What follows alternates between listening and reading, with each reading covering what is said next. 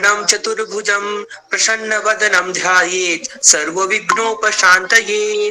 सरस्वती नमस्तुभ्यं वरदे कामरूपिणि विद्यारम्भं करिष्यामि सिद्धिर्भवतु मे सदा। निधये सर्वविद्यानां विषजे भवरोगिणां गुरवे सर्वलोकानां दक्षिणामूर्तये नमः। सदाशिवसमारम्भां शङ्कराचार्यमध्यमाम् अस्मदाचार्यपर्यन्तां वन्दे गुरुपरम्पराम्। श्रुतिस्मृतिपुराणानाम् आलयं करुणालयं नमामि भगवत्पादं शङ्करं लोकशङ्करं। शङ्करं शङ्कराचार्यं केशवं बादरायणं सूत्रं भाष्यकृतौ वन्दे भगवन्तौ पुनः पुनः। समस्तजनकल्याणे निरतं करुणामयं नमामि चिन्मयं देवं सद्गुरुं ब्रह्मविद्वरं सद्गुरुं ब्रह्मविद्वरम्। ॐ श्री गुरुभ्यो नमः। हरि ओम तत्सत्। भवतां सर्वेषां हार्दिकं स्वागतमस्ति अद्यतन कक्षायां। यथा वयं जानीमः रविवासरे वयं प्रति सप्ताहे संलापशालायां द्वैतवार्तां कुर्मः। अपि च द्वैतशृङ्गायाम् अस्माकम् अश्वे एकः ग्रन्थः अस्ति, तस्य नाम अस्ति विवेकचूडामणिः। लेखकः प्रणेता आदिगुरुशङ्कराचार्यः अस्ति। शङ्कराचार्यस्य ग्रन्थविषये वयं वार्तां कुर्मः। अपि च अहं चिन्तयामि वयम् अस्य 40 श्लोकपर्यन्तं वयं वा पञ्चाशत् श्लोकपर्यन्तं वयं पूर्णं कृतवन्तः विवेकचूडामणि इति पुस्तके। भवन्तः द्रष्टुं शक्नुवन्ति, अहं PDF अपि प्रेषितवान् गणे।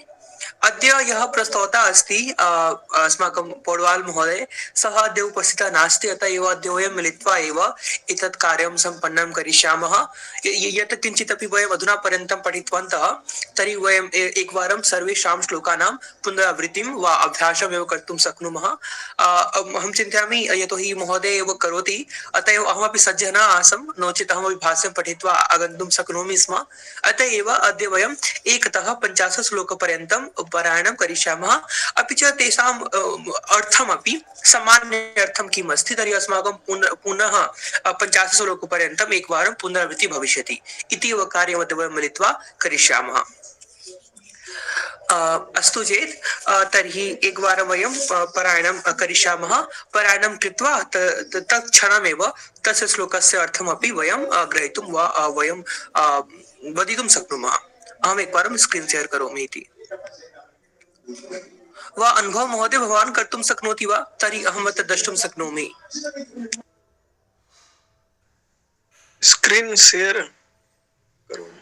हा, तत्र अस्ति खलु विवेकचूडामणि समूहे, तत् एकवारं प्रस्तुतं करोतु, प्रस्तौतु। आम्।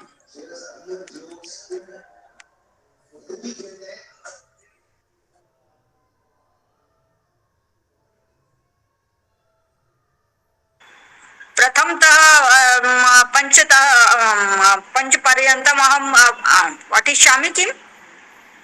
हा हा, पठतु पठतु महोदय, पठतु।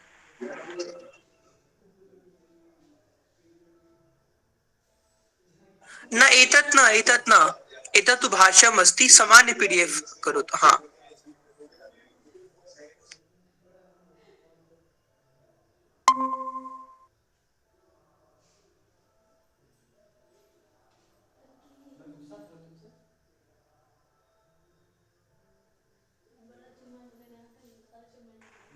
सर्व वेदांत एतदेन आम् आम् करोतु।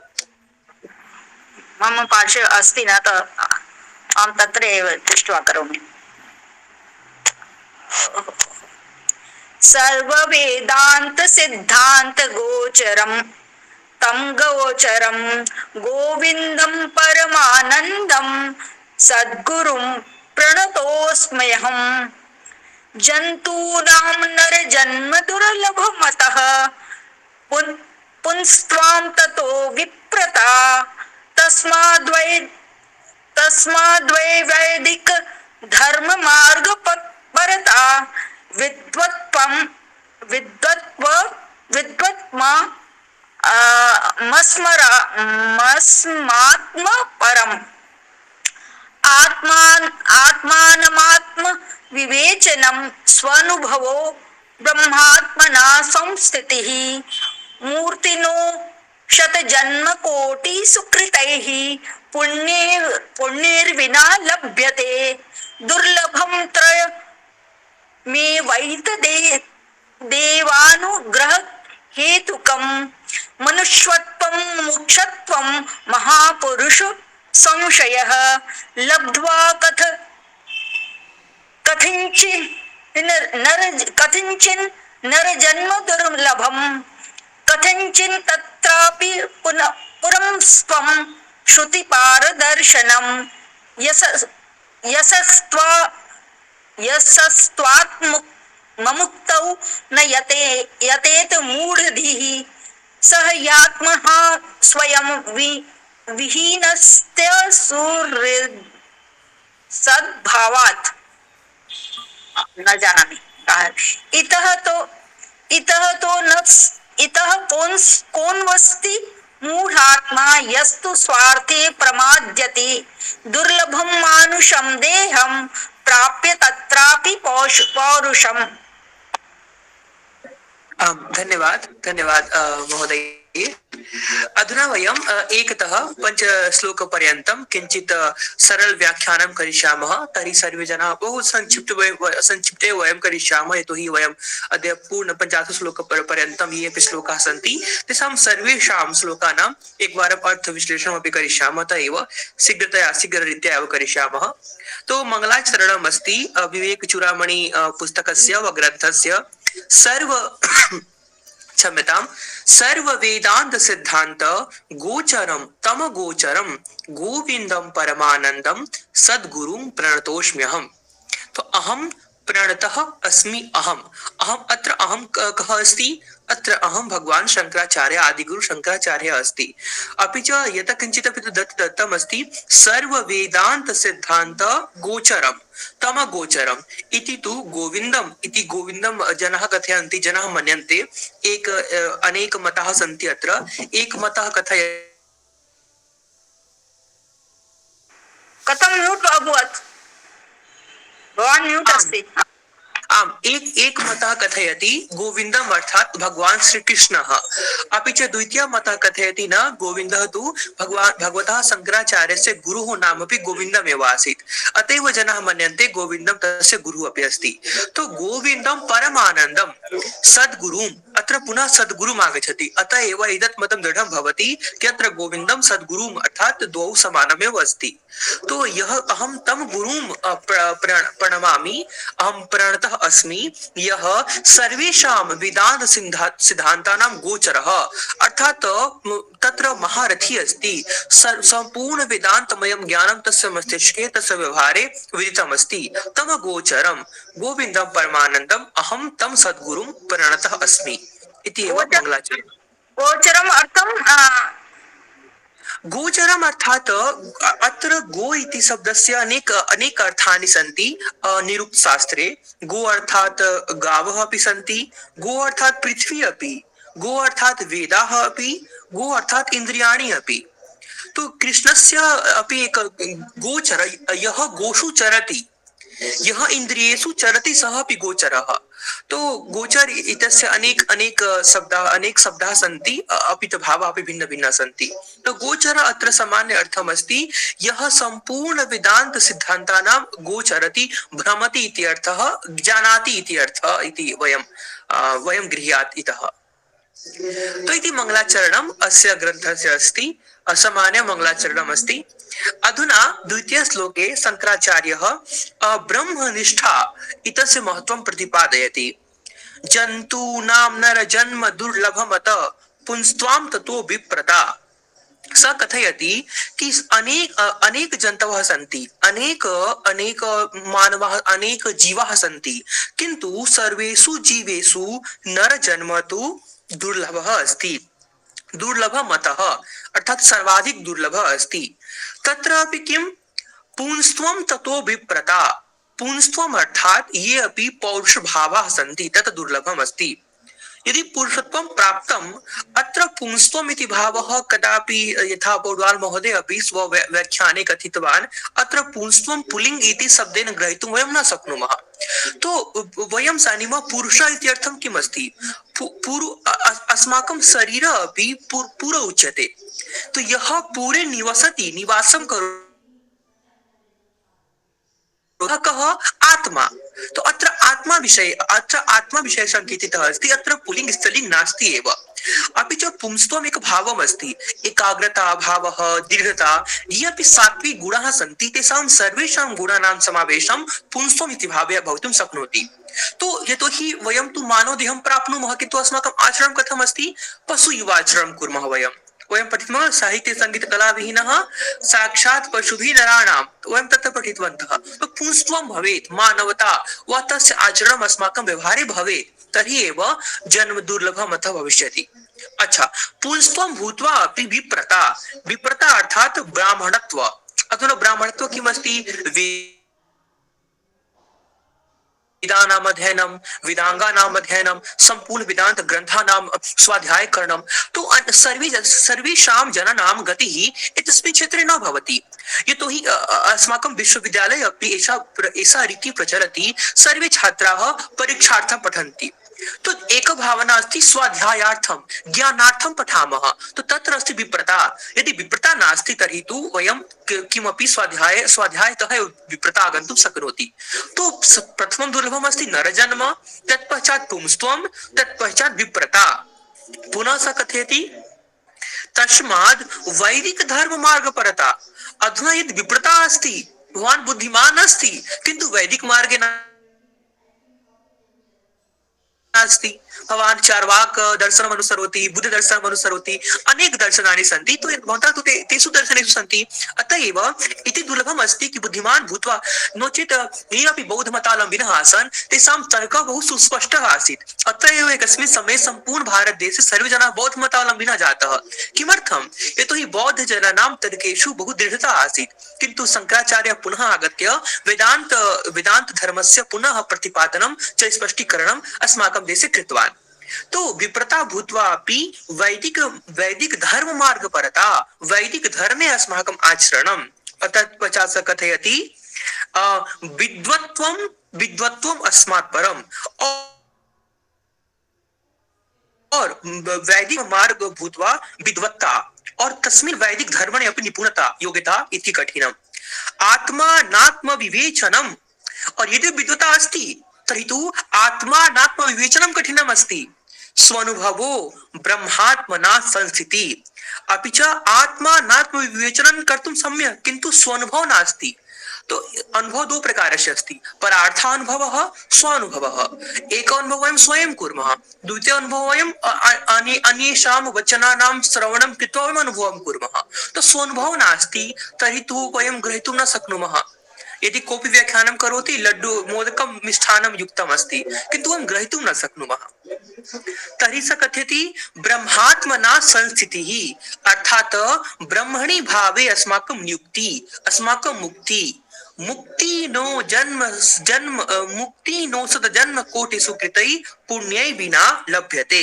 अपि च अस्माकं ब्रह्म भावेषु स्थितिः मुक्तिः तु कोटि जन्म, यदि वयं कोटिशः जन्म प्राप्स्यामः, अपि च तेषु जन्मसु शुभकार्यं करिष्यामः, तर्हि एव अस्माकं मुक्ति लभ्यते, वयं प्राप्तुं शक्नुमः।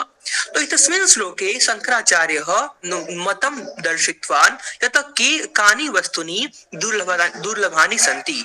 प्रथमे नरजन्म, तत्पश्चात् पुंस्त्वं, तत्पश्चात् विप्रता, तत्पश्चात् वैदिक धर्म मार्ग परता, तत्पश्चात् विद्वत्वम् अर्थात् ज्ञानं, तत्पश्चात् आत्मानात्म विवेचनं, तत्पश्चात् स्वानुभवः, तत्पश्चात् ब्राह्मण आत्मनि संस्थितिः, और तत्पश्चात 7 कोटि जन्म कृतै पुरतै, अर्थात सत अर्थात सहस्र कोटि जन्म अनन्तरं वयम् एतत् शरीरं प्राप्नुमः। अतएव अस्माकं शरीरं साधनं भवेत्, अपि च अस्माकं गतिः वेदान्त मार्गे भवेत् इति एव शङ्कराचार्यस्य भावः एतस्मिन् श्लोके अस्ति। यदि प्रश्नः वा टिप्पणी भवन्तः अपि कर्तुम् इच्छन्ति तर्हि भवन्तः मध्ये आगत्य वक्तुं शक्नुवन्ति, तत्र समस्या नास्ति। हस्तौ उच्चैः कर्तुं शक्नुवन्ति, अत्र आगत्य वक्तुं शक्नुवन्ति भवन्तः। अधुना सर्वाधिक चर्चितम् अनुभव महोदय वक्तुम् इच्छति, हाँ कृपया आगच्छतु। महोदय प्रश्नः अस्ति मम। प्रथमे मङ्गलाचरणे गोविन्दम् इति तु भगवान् श्रीकृष्णः अपि वा तस्य गुरोः तथैव कथितवान् खलु, अत्र तु लिखितम् अस्ति खलु सद्गुरून् गोविन्दम्। अतः एव अत्र सर्वे विद्वांसाः एकमताः न सन्ति। अनेक विद्वांसाः मन्यन्ते गोविन्दम् अर्थात् भगवान् श्रीकृष्णम्, अपि च अनेक विद्वांसाः इत्यपि मन्यन्ते गोविन्दम् यतोहि शङ्कराचार्यस्य गुरुः नाम गोविन्दपादः अपि आसीत्। अतः एव इति तु विवादित मतः वा भिन्नमतः सन्ति तस्मिन् विषये। तत्र एकरूपता नास्ति। अस्तु, अधुना तृतीय श्लोकः अस्ति दुर्लभं त्रयमेवैतत् देवानुग्रह हेतुकं मनुष्यत्वं मुमुक्षत्वं महापुरुष संश्रयः। इति बहु सामान्य श्लोकः अस्ति, किन्तु अति महत्वपूर्ण अपि वर्तते। त्रयम् एतत् देवानुग्रह हेतुकं दुर्लभम, अर्थात अस्मिन् संपूर्ण संसारे त्रीणि वस्तूनि दुर्लभानि सन्ति। कानि वस्तूनि सन्ति, अपि च तेषां ग्रहणं कथं भवति, तेषां प्राप्ति कथं भवति, तेषां प्राप्ति भवति देवानुग्रह हेतुकं। यथा देवतानाम् अनुग्रह भवति, कृपा भवति, तर्हि एव अस्माकं पार्श्वे एतानि वस्तूनि भवितुं शक्नुवन्ति। तो तानि वस्तूनि कानि सन्ति, तर्हि कथयति शङ्कराचार्यः मनुष्यत्वम्, अर्थात् मानुषं देहं। मानुषं देहं बहु दुर्लभम् अस्ति। तत्पश्चात् मुमुक्षत्वम्, मानुषी देहे भूत्वा अपि मुमुक्षत्वम्, मुमुक्षु किमस्ति, मोक्तुमिच्छा, अर्थात् मुक्ति इच्छा इति मुमुक्षा अस्ति। तो मनुष्य जन्मं वयं प्राप्तवन्तः, किन्तु वयम् एतस्मिन् शरीरे व आनन्दं स्वीकरिष्यामः। वयं न जानीमः, अर्थात् एतत् शरीरं प्राप्य अस्माकं कर्म किमस्ति, अस्माकं धर्म किमस्ति, वयं किमर्थम् एतत् मानव शरीरं प्राप्नुमः। वयम् एतत् मानव शरीरं प्राप्नुमः यतोहि वयं साधन इव अस्य शरीरस्य प्रयोगं कृत्वा अग्रे जन्म मरण बन्धनात् मुक्तिं भवितुं शक्नुमः। किन्तु वयं तु एतस्मिन् शरीरे एव और वयं सर्वे भ्रमणं कुर्मः और मुक्ति अपि वयं विस्मरामः, अस्माकं ध्येयं विस्मरामः। तो मनुष्यं दुर्लभम् अस्ति, किन्तु मनुष्येन सह दुर्लभम् अस्ति मुमुक्षत्वम्, अर्थात् मुक्तुम् इच्छा, मुक्ति भावः अपि दुर्लभम् अस्ति। और तृतीय से कथयति महापुरुष संश्रयः, अर्थात् सत्संगतिः, महापुरुषाणां संसंगतिः, संश्रयः अपि एतस्मिन् संसारे दुर्लभम् अस्ति। अतः एव शङ्कराचार्यस्य मते एतानि त्रीणि वस्तूनि मनुष्यत्वं, मुमुक्षत्वं, महापुरुष संश्रयः दुर्लभानि सन्ति। अपि च देवानुग्रह, अर्थात् देवतानां कृपा अनन्तरमेव एतेषां वस्तूनां प्राप्ति वयं कर्तुं शक्नुमः। इति तृतीयः श्लोकः। भवन्तः किमपि वक्तुम् इच्छन्ति तर्हि एतस्मिन् श्लोके वक्तुं शक्नुवन्ति, नो चेत् वयम् अग्रे गमिष्यामः। वयं पूर्वे एतत् श्लोकम्, एतानि श्लोकानि वयम् एतान् श्लोकान् कृतवन्तः। अद्य वयं पुनराभ्यासम् एव कुर्मः, अतः एव वयं शीघ्रं गच्छामः, नो चेत् व्याख्यानम् अधिकं भविष्यति। अधुना पुनः शङ्कराचार्यः स्वभावस्य पुनरावृत्तिः एतस्मिन् चतुर्थ श्लोके पुनः करोति। यदा सः कथयति लब्ध्वा कथञ्चिन्नरजन्म दुर्लभं तत्रापि पुंस्त्वं श्रुतिपारदर्शनम् यः स्वात्ममुक्तौ नयतेत मूढधी स ह्यात्महा स्वं विनिहन्त्य सद्ग्रहात्। अधुना ये भावाः वयं पूर्वतन श्लोके दृष्टवन्तः, अत्र अपि समान भावाः एव सन्ति। स कथयति लब्ध्वा कथञ्चित् नरजन्म दुर्लभम्, अर्थात् येन केन प्रकारेण अस्माकं पुण्य कर्म द्वारा वयं दुर्लभं मानुषं देहं प्राप्स्यामः, वयं प्राप्तवन्तः।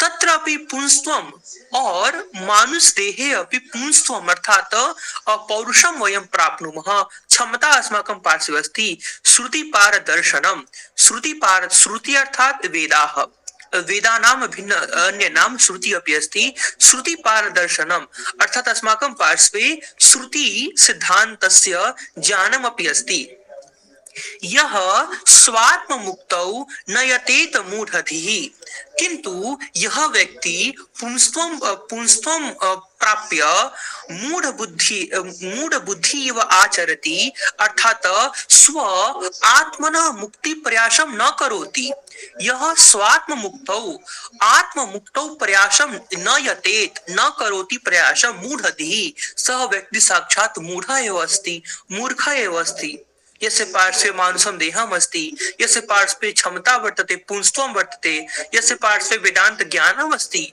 तथापि सः मुक्ति भवितुं न इच्छति अर्थात् सः साक्षात् मूर्ख एव आचरणं करोति सः हि आत्मः स्वं विनिहन्ति सद्ग्रहात् सः व्यक्ति निश्चय ही आत्मघाती वर्तते अर्थात असत वस्तुषु श्रद्धाम् उपस्थापयति अर्थात स्वं नष्टं करोति स ही आत्मः अर्थात आत्मानं हननं करोति स्वस्य कृते हननं करोति स्वं विनिहन्ति सद्ग्रहात् स्व विनिहन्ति असद्ग्रहात् अर्थात तस्य व्यक्तेः गतिः असत् विषयेषु अधिकम् अस्ति अपि च विनिहन्ति च स्वं हत्या स्वयमेव सः व्यक्तिं करोति अर्थात सार रूपेण यदि वयं वदिष्यामः तर्हि शंकराचार्यस्य भावः वर्तते यदि वयम् एतत् मानुषं देहं वयं प्राप्स्यामः तर्हि एतस्य मानुषदेहस्य प्रयोगम् अस्माकं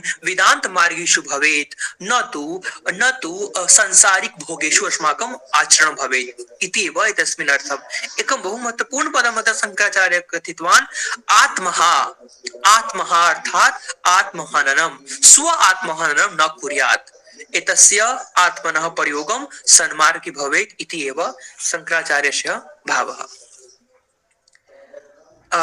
पुनः पंचमे श्लोके सः पुनः यतोहि एतद् भावः बहु महत्वपूर्णम् अस्ति वयं साधनं साध्यमेव मन्यामहे अत्रैव दोषः अस्ति मानुषं देहं साधनम् अस्ति किन्तु अस्माकं कृते मानुषं देहं साध्यम् अस्ति वयं धन संग्रह कुर्मः वयं विविध प्रकारस्य सुखानां ऐश्वर्याणां भ्रमणं कुर्मः गतिं कुर्मः किन्तु वयं एकस्मिन् दिवसे गमिष्यामः इतः अस्माभिः सह किमपि न गमिष्यति तर्हि अस्माकं लक्ष्यं भिन्नम् अस्ति अस्माकं ध्येयं भिन्नम् अस्ति एतस्मात् निद्रातः एव शंकराचार्यः जागरणं कारयति इति अहं भावयामि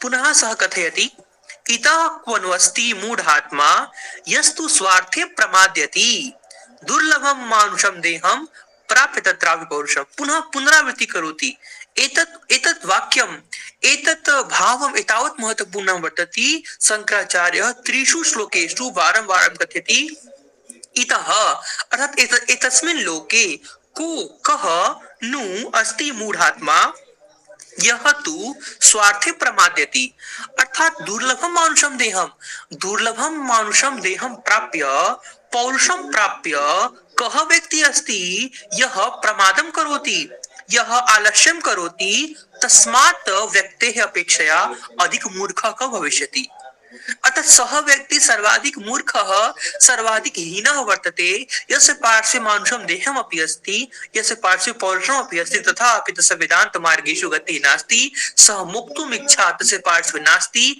सः व्यक्ति वास्तविके मूढात्मा वर्तते तस्य आत्मनि एकं मूढम् अचरितम् आपनोति तो अत्र अपि समान भावः शंकराचार्येण कथितम् अधुना एतत् पूर्णम् अभवत् कि मानुषं देहं तत्र पौरुषं तत्र मानुषं देहं तत्र पौरुषं विप्रता वैदिक धर्म विद्वत्वम आत्मानात्म विवेचनम स्वानुभाव और ब्रह्मात्मना संस्थिति एतदेव एकं सोपानम् अस्ति यस्मिन् सोपाने गत्वा वयं ब्रह्म प्राप्तिं कर्तुं शक्नुमः वयं ब्रह्म प्राप्ति किमपि भिन्नं प्राप्ति नास्ति किं प्राप्स्यामः वयं हम कुछ अलग पालेंगे क्या यही तो सोचना है कुछ अलग नहीं होगा इतना कि संसारी भूतवा संसारी न भविष्यामः और इति एव आधुनिक समय आवश्यकता अपि अस्ति।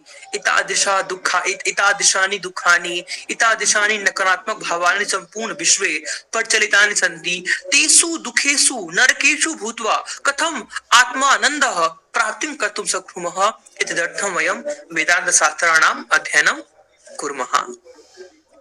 अधुना पञ्चश्लोकाः पूर्णः जातः। यदि भवन्तः टिप्पणीं कर्तुम् इच्छन्ति कर्तुं शक्नुवन्ति, नो चेत् वयम् अग्रे अपि गमिष्यामः।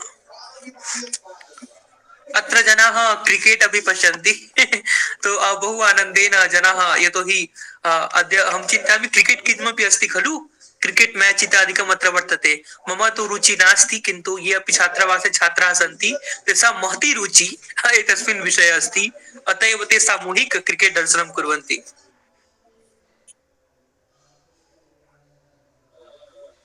अस्तु, अग्रे कः पठितुम् इच्छति?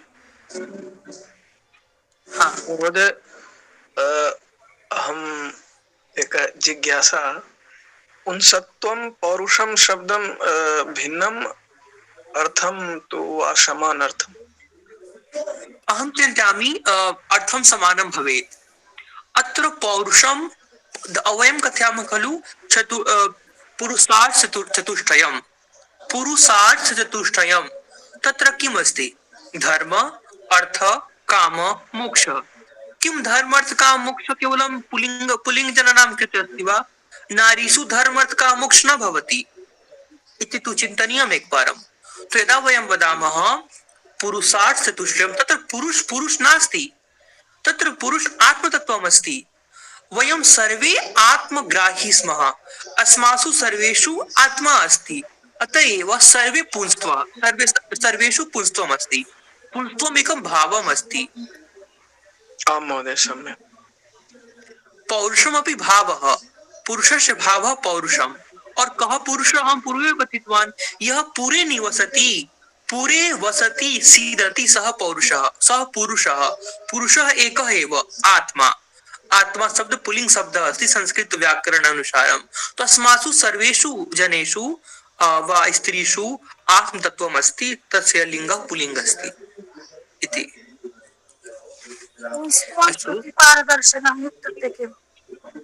श्रुति पारदर्शनम अर्थात श्रुति अर्थात ये अपि अस्माकं वेदांत साहित्यं सन्ति, वेदाः, ब्राह्मण ग्रन्थाः, आरण्यक ग्रन्थाः, उपनिषद ग्रन्थाः।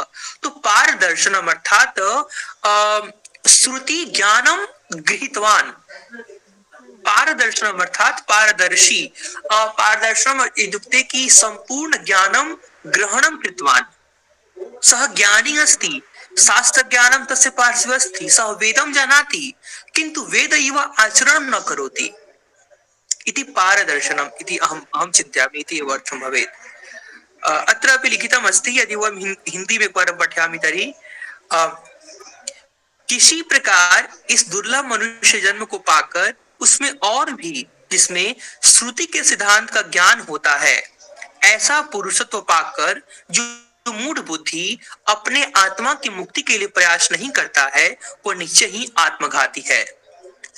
यह व्यक्ति मानुषम देहम प्राप्य, पुंस्त्वं प्राप्य, श्रुति ज्ञानं प्राप्य तथापि स्वमुक्ति इच्छा न करोति, स तु साक्षात् मूढ़ एव अस्ति, मूर्ख एव आचरणं करोति। तो इति अस्ति भावः। अधुना एतस्मिन् श्लोके, अग्रिम श्लोके शंकराचार्यः ये अपि कर्मकाण्डानि सन्ति अस्माकं भारतीय परम्परायां, तत्र किं घातं करोति, प्रतिघातं करिष्यति। दर्शनद्वयम् अस्ति, एकमस्ति पूर्वमीमांसा, द्वितीयमस्ति उत्तरमीमांसा। उत्तरमीमांसा अस्ति वेदांत दर्शनम्। वेदांत दर्शनस्य प्रथमा पंक्ति अस्ति अथातो ब्रह्म जिज्ञासा, अथातो ब्रह्म जिज्ञासा। अपि च यत् अस्ति उत्पूर्वमीमांसा अर्थात् मीमांसा दर्शनम्, तस्य प्रथम पंक्ति अस्ति अथातो कर्म जिज्ञासा इति। अहं चिन्तयामि कर्म जिज्ञासा एव अस्ति, यथा मम स्मरणम् अस्ति। तो उत्तर मीमांसायां कर्मकाण्डः प्रधान अस्ति, यज्ञकाण्ड, कर्मकाण्ड इति विषयाः तत्र भवन्ति। किन्तु उत्तर मीमांसायां वेदांत दर्शने ज्ञान कांड महत्वपूर्णम् अस्ति, तत्र कर्म कांड, अत्र ज्ञान कांड इति भेदः शंकराचार्यं करोति। तो एतत् भावं स्वीकृत्य अधुना श्लोके आगच्छन्तु। वदन्तु शास्त्राणि यजन्तु देवान् कुर्वन्तु कर्माणि भजन्तु देवता आत्मैक्यबोधेन विना विमुक्तिः न सिद्ध्यति ब्रह्म सतान्तरेऽपि। तो सः कथयति वदन्तु शास्त्राणि, अर्थात वदन्तु अर्थात तस्य मुखे एव सम्पूर्ण शास्त्रम् अस्ति। अस्माकं तु भारतीय ज्ञान परंपरा एतादृशाः मानवाः सन्ति ये सम्पूर्ण वेदं कंठस्थं कृतवन्तः, सम्पूर्ण अनेक वेदाः अनेक दर्शनानि तेषां कंठे एव विराजन्ते। तो वदन्तु शास्त्राणि यजन्तु देवान्, अपि च देवतानां पूजनं करोति, यज्ञं करोति, कुर्वन्तु कर्माणि भजन्तु देवताः, अनेक शुभ कर्माणि कुर्वन्ति। और शुभ कर्म किम् अस्ति? यज्ञम् अस्ति। शतपथ ब्राह्मणं कथयति यज्ञ वै श्रेष्ठतमं कर्म, अर्थात श्रेष्ठ कर्मसु श्रेष्ठ कर्म अस्ति यज्ञ कार्यम्। तो कुर्वन्तु कर्माणि भजन्तु देवताः, और अनेक देवतानां स्तुतिं कुर्वन्ति। आत्मैक्य बोधेन विना विमुक्तिः न, अर्थात यावत् पर्यन्तं ब्रह्म ब्रह्मतत्त्वम् अपि च आत्मतत्त्वं द्वयोः एकता नास्ति, एकीकरणस्य भावः नास्ति, तावत् पर्यन्तम् अनेक ब्रह्म सतांतरेपि अर्थात अनेक ब्रह्म सन्ति, अनेक ईश्वराः सन्ति, तेषां गते गते अपि ब्रह्म सतांतरेपि अहं चिन्तयामि यथा वयं कालगणनां कुर्मः खलु, अस्माकम् एक दिवसः वा अस्माकं शतवर्षं ब्रह्मदेवस्य एतावत् वर्षस्य समानता भवति। तो सः कथयति कि मनुष्यस्य तु कालः बहु अल्पः अस्ति, किन्तु ब्रह्मदेवस्य कालः बहु बहु दीर्घं वर्तते। तो ब्रह्म सतान्तरेऽपि अनेक काल पश्चादपि कल्पान्तरं पश्चादपि मुक्तिः न भवति, मुक्ति भवितुं न शक्नोति। तो वयं पश्यामः अपि विवेकानन्दस्य गुरुः कः? रामकृष्ण परमहंसः। सः तु साक्षरः अपि नास्ति, सः कदापि किमपि न पठितवान्, किन्तु जनाः कथयन्ति सः तु ब्रह्म एकतत्त्वं ब्रह्म आत्मतत्त्वं कृतवान्। यतोहि ज्ञानस्य अत्र आवश्यकता नास्ति।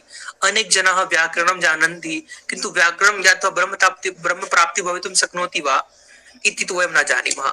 यतोहि शास्त्र अध्ययनं शास्त्र जीवनं भिन्नं तत्त्वं वर्तते। तो अनेक कबीर अस्ति, कबीरः एकः सन्तः, सन्त कबीरः, सः कदापि किमपि न पठितवान्, किन्तु एतावत् वार्तां सः करोति तावत् कोऽपि बुद्धिमान् व्यक्तिः अपि कर्तुं न शक्नोति। तो तस्मादेव वार्ता अत्र शंकराचार्येण अपि कथितं, यावत् पर्यन्तं भवान् एतत् अनुभवं कर्तुं न शक्नोति यः परमपिता परमेश्वरः अस्ति सः अहमेव अस्मि, मयि परमपिता परमेश्वरे कोऽपि भेदः नास्ति इति भावः यावत् पर्यन्तं नास्ति तावत् पर्यन्तं शास्त्राणाम् अध्ययनं कृत्वा, देवतानाम् अध्ययनं कृत्वा, अनेक कर्म कृत्वा, देवतानां भजनं कृत्वा लाभः नास्ति। तो मुख्य अस्ति ज्ञानकाण्डं, ज्ञान मार्गेण आत्म ब्रह्म एकीकरणमेव अस्माकं मुख्य प्रयोजनम् अस्ति। यदि एतत् नास्ति तर्हि तु मुक्तिः ब्रह्म सतान्तरेऽपि अनेक कल्पान्तरे अपि मुक्ति भवितुं न शक्नोति इति। यथा अहं स्मरामि, मम मतिः कार्यं करोति, अहं वदामि। अस्तु, अग्रिम श्लोकं कोऽपि पठिष्यति वा? सप्तमं श्लोकं दृश्यते खलु? हाँ। अमृतत्वस्य नाशास्ति वित्ते नित्येव हि श्रुतिः ब्रवीति कर्मणो मुक्तेः अहेतुत्वं स्फुटं यतः। अधुना सः कथयति किमर्थम् अहं वदामि, अहं किमर्थं पूर्वतन श्लोके एतत् कथितवान्, तस्य सः पुनरावृत्तिं वा स्पष्टीकरणम् अत्र करोति। सः कथयति अमृतत्वस्य न आशा अस्ति वित्तेन इति एव हि श्रुतिः, अर्थात धनात् ऐश्वर्यात् वैभवात् अमृतत्व इति पदस्य, अमृतत्व तत्वस्य आशा नास्ति। वयं कदापि ऐश्वर्यतः ये वित्तेन अर्थात् धनेन ऐश्वर्येण कदापि ऐश्वर्यस्य प्रयोगं कृत्वा वयम् अमृतत्वं प्राप्तुं कर्तुं न शक्नुमः। अतएव स कथयति ब्रवीति सः वदति किं वदति मुक्तेः हेतु कर्म नास्ति एषः तु स्पष्टतया श्रुति एव कथयति। ब्रवीति कर्मणो मुक्ति अहेतुत्वम् हेतु अर्थात तस्य प्रयोजने सफलीकरणाय हेतु कार्यं भवति। अहेतु अर्थात तस्य सहायतां न करोति स्फुटं यतः अस्माकं अमृतत्वस्य प्रापणे वित्तम् अर्थात अस्माकं यत अपि गृहे धनम् अस्ति ऐश्वर्यम् अस्ति एतेषां सर्वेषां प्रयोगः अमृतत्वस्य प्राप्त्यर्थं वयं कर्तुं न शक्नुमः। यानि कर्माणि अस्माकं समाजे सन्ति तानि सर्वाणि कर्माणि कृत्वा अपि एक समय अनन्तरं तेषां सर्वेषां कर्माणां फलं समाप्तं भविष्यति। भगवद्गीतायां समान दृष्टान्तः आगच्छति। अहं सम्पूर्णं श्लोकं न स्मरामि किन्तु भावं स्मरामि। यदि वयं पुण्यकर्मं करिष्यामः तर्हि निश्चयेन अस्माकं गतिः उत्तमलोकेषु भविष्यति। किन्तु यदा तेषां कर्माणां फलं क्षीणं भविष्यति पुण्यं क्षीणं भविष्यति वयं पुनः एतस्मिन् मृत्युलोके आगमिष्यामः।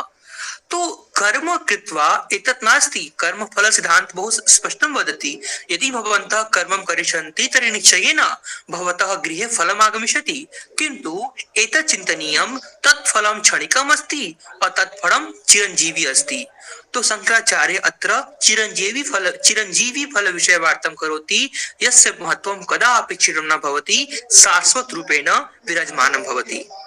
इत्येव अत्र अर्थं स कथितवान् कि अमृतत्वस्य आशा वयं कदापि वित्तेन कर्मणा कर्तुं न शक्नुमः। एतानि सर्वाणि कर्माणि मुक्ति इति कर्मणि अहेतु सार्थक नास्ति इति अत्र सः वदति। भवन्तः किमपि वक्तुम् इच्छन्ति? जयश्री जी, अलका जी, कौशल अनिशा महोदये अनेक जनाः सन्ति अत्र। यदि भवन्तः किमपि भावम् अस्ति प्रश्नम् अस्ति तर्हि कृपया टिप्पणीं कुर्वन्तु। तर्हि वयं वार्ता अपि कस्मिंश्चित् विषये कर्तुं शक्नुमः। नो चेत् एकाकी भविष्यति एतत् वार्ता एषा वार्ता।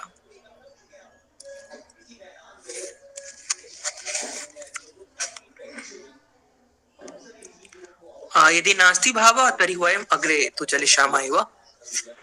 अधुना अग्रिमः श्लोकः। अतो विमुक्त्यै प्रयतेत विद्वान् संन्यस्त बाह्यार्थ सुख स्पृहः सन् संतं महान्तं समुपेत्य देशिकं तेनोपदिष्टार्थ समाहितात्मा। अधुना सः शंकराचार्यः ज्ञानो उपलब्धि एतस्य उपायानां विषये वार्तां करोति। वयं कथं ज्ञान प्राप्तिं कर्तुं शक्नुमः यतोहि ज्ञान अनन्तरमेव मुक्ति भवितुं शक्नोति इति महोदयस्य भावः शंकराचार्यस्य भावः। स कथयति अतो विमुक्त्यै प्रयतेत विद्वान् संन्यस्त बाह्यार्थ सुख स्पृहः सन् संतं महान्तं समुपेत्य देशिकं तेन उपदिष्ट अर्थ समाहितात्मा। अतएव विद्वान् संपूर्ण ये अपि बाह्य भोगानि सन्ति ये अपि बाह्य सुखानि सन्ति तेषां सर्वेषां सुखानां इच्छां त्यागं कृत्वा संतं महान्तं समुपेत्य देशिकम्। अत्र देशिकं पदं महत्वपूर्णम् अस्ति। अत्र देशिकं पदं गुरोः कृते आगच्छति। यः दिशा निर्देशनं करोति सः देशिकम् अस्ति। सः कः? सः गुरुः अस्ति। तो सः कथयति कि अतो विमुक्त्यै ये जनाः विमुक्ति अर्थात मुक्ति एव मुक्त्यै प्रयतेत विद्वान् ये विद्वांसः मुक्त्यर्थं प्रयासं कुर्वन्ति अभिलाषां कुर्वन्ति तर्हि प्रथमे किं करणीयं संन्यस्त बाह्य सुख स्पृहः सन् ये अपि बाह्य सुखानि सन्ति तेषां सर्वेषां त्यागं कृत्वा सुयोग्य संतं महान्तं देशिकं गुरुं पार्श्वे गमनीयं समुपेत्य तस्य शरणे शरणागतः भूत्वा तेन उपदिष्ट अर्थ समाहितात्मा अपि च गुरोः वचनं श्रुत्वा तस्य पालनं कृत्वा समाहितात्मा अर्थात समाहितं कृत्वा यत किंचिदपि गुरु कथयति तस्य वचनस्य साक्षात् प्रयोगं कृत्वा यदि वयं प्रयत्नं करिष्यामः तर्हि मुक्तिपदं भवितुं शक्नोति इति अपि महत्वपूर्णम् अस्ति। शङ्कराचार्यः साक्षात् शिवावतारः अस्ति, तथापि शङ्कराचार्यस्य जीवने अपि गुरोः महता अस्ति। अतः एव एतत् मोक्षमार्गः बहु कठिनः मार्गमस्ति। यावत् पर्यन्तम् अस्माकं पार्श्वे एकः सुयोग्यः गुरुः न भविष्यति तावत् पर्यन्तम् एतस्मिन् मार्गे सुगतिः भवितुं न शक्नोति। वयं बहु अधिकं परिश्रमं करिष्यामः तर्हि परिश्रमेण सम्पूर्णं सिद्ध्यते, सम्पूर्णं भवितुं शक्नोति, किन्तु या गतिः सरलतया वयं कर्तुं शक्नुमः तर्हि तु गुरोः उपदेशं गुरोः शरणं बहु आवश्यकम् अस्ति। अतः एतस्मिन् श्लोके शङ्कराचार्येण प्रतिपादितं कि मुक्ति इच्छुकाः ये वर्तन्ते समाजे सर्वप्रथमं बाह्य इन्द्रिय सुखानां त्यागं कृत्वा सुयोग्यं गुरुं पार्श्वे गत्वा तस्य शरणागतः भूत्वा तत् ज्ञानं समाहित कृत्वा अस्माकम् आचरणे ग्रहणीयं तर्हि एव मुक्तिपदं भवितुं शक्नोति इति एव सामान्य अर्थः अस्य श्लोकस्य वर्तते।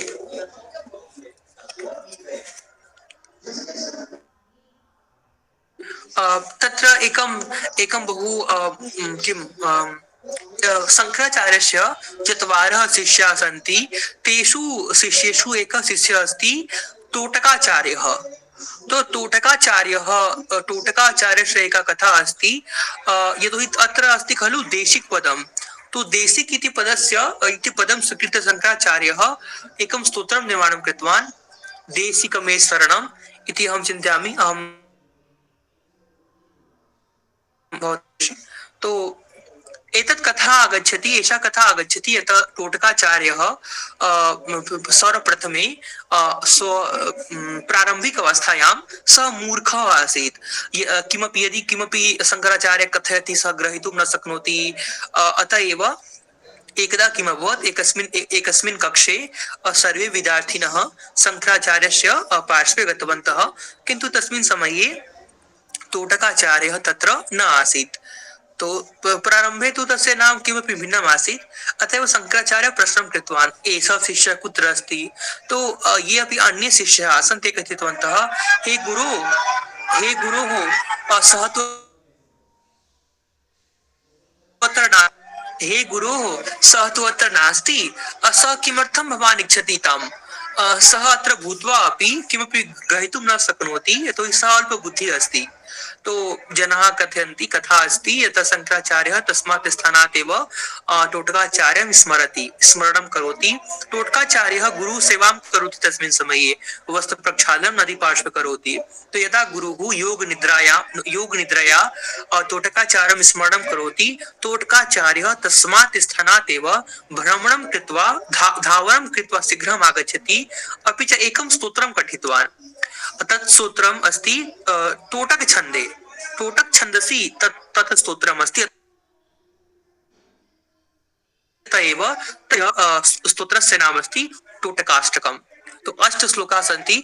तो अहम् एकवारं चैट् बाक्स् मध्ये स्थापयिष्यामि, भवन्तः द्रष्टुं शक्नुवन्ति। तो अहम् एतदर्थं वदामि यतोहि भवन्तः द्रष्टुं शक्नुवन्ति देशिक इति पदस्य अर्थं किम् अस्ति। यः दिशां दर्शनं करोति ते एव देशिक सन्ति। तो अत्र भवन्तः अपि एकवारं विदिताखिल शास्त्र सुधा जलधे महितोपनिषत् कथितार्थ निधे हृदये कलये विमलं चरणं भव शंकर देशिक मे शरणम्। तो अत्र अस्ति खलु भव शंकर देशिक मे शरणम्। तो हे शंकर, हे शंकराचार्य, भवान स्वशरणे मुझको माम स्वचरणौ स्थानं ददातु। देशिक, अत्र देशिक पदम्, अत्र सर्वेषु श्लोकेषु अन्तिम पदम् अस्ति भव शंकर देशिक मे शरणम्। बहु मधुरम् अस्ति एतद् भावः, भवन्तः पठन्तु। करुणा वरुणालय पालय मां भवसागर दुःख विदून हृदं रचयाखिल दर्शन तत्वविदं भव शंकर देशिक मे शरणम्। तो इति कथा आगच्छति तस्मात् दिवसात् एव टोटकाचार्यः तस्य बुद्धिः कार्यं करोति अपि च सः वयं जानीमः शङ्कराचार्यः सम्पूर्ण भारते चत्वाराणां मठानां स्थापनां कृतवान् तेषु एकस्मिन् मठे टोटकाचार्यः अपि तत्र आचार्यः आसीत् तो अतः वयं द्रष्टुं शक्नुमः गुरोः कृपा किं भवति यः तोटकाचार्यः जीवनपर्यन्तम् अल्पबुद्धिः अस्ति सर्वे मित्राणि उपहसन्ति सः एकस्मिन् क्षणे एव यदा गुरुकृपा अभवत् सः तोटकाचार्यः छन्दमयी भाषां कथितवान् तो गुरोः कृपा बहु महत्वपूर्णम् अस्ति इति वयम् एतया कथया द्रष्टुं शक्नुमः वयम् अस्माकं गति भवति यत् गुरोः कृपा बहु आवश्यकी वर्तते अस्तु अधुना वयम् अहं चिन्तयामि अद्य वयं 10 श्लोकपर्यन्तं करिष्यामः एव अग्रे अस्ति उद्धरेत् आत्मानात्मानं मग्नं संसारपारिधौ योगारूढत्वमासाद्य सम्यक् दर्शननिष्ठया अत्रापि शङ्कराचार्यः विस्तारं करोति स कथयति उद्धरेत् आत्मा अनात्मानं मग्नं संसार वारिधौ किमस्ति संसार अर्थात लोक अस्माकं संपूर्ण सकल ब्रह्मांडं वारिधौ अर्थात वारिधौ अत्र अस्ति समुद्र इति भावः वारिधस्य अर्थं तु अहं चिन्तयामि समुद्रं भवति तो यत् संसार रूपी बहु दीर्घं समुद्रम् अस्ति और तस्मिन् समुद्रे यथा एकः मीनः समुद्रे मग्नम् अस्ति तर्हि भवान् अपि करोति खलु भवान् अपि संसार वारिधौ किं करोति संसार वारिधौ तरति भवान् भ्रमणं करोति आनन्दं स्वीकरोति तो स्वकीयम् आत्म उद्धारं न इच्छति तो तत्र शंकराचार्य कथयति उद्धरेत् अर्थात ततः बहिरागच्छतु उद्धरेत् आत्मानं